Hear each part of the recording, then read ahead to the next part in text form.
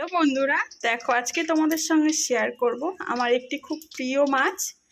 দেখো এই যে তোমরাই গেস্ট করো কি মাছ। আমার ভীষণ একটি প্রিয় মাছ।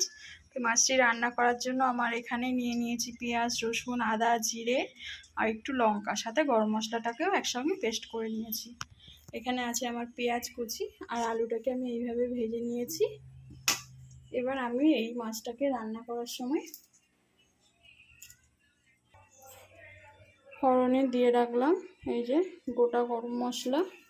এখানে দেবো একটা তেজপাতা, একটা শুকনো লঙ্কা আর একটু জিরে। কাটতে পারি কাঁকড়া, আমি কাটতে পারি। এই যে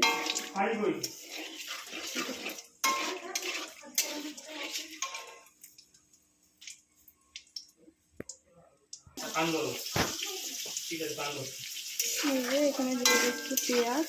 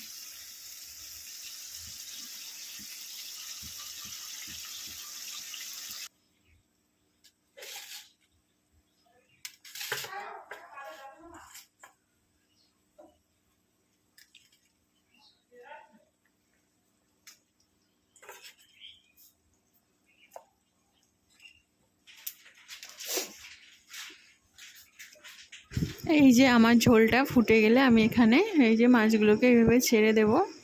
খুব বেশি ঝোল করব না, ওই জন্য ফুটে উঠলেই দিয়ে দিলাম। এবার ঝোলটা ফুটে কমে গেলে আমি নামিয়ে নেব।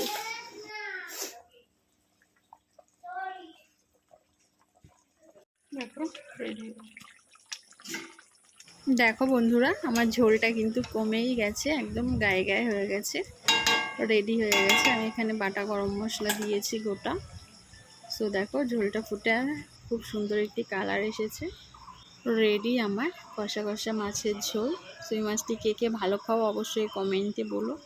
আমার কিন্তু ভীষণ প্রিয় একটি মাছ, আমি এই মাছটি খুব ভালো খাই।